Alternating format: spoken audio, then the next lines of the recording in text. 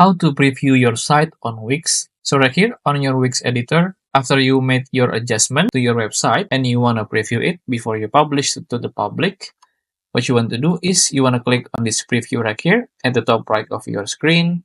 And then right here, as you can see, this is what your visitors see when they visit your website. You can just click on anywhere. For example, you want to go to your shop, and this will be your product section. And then you can also have the preview from the mobile version of your website by clicking on the upper left side of your screen on switch to mobile to have a look how your website in the mobile version. And here you can just scroll down and see your website from your visitor view.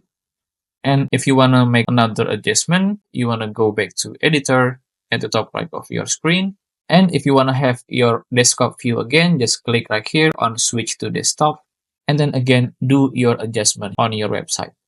And after that, you want to click on publish to make it public for everyone to see. And that's it. If you find this video useful, please consider like and subscribe.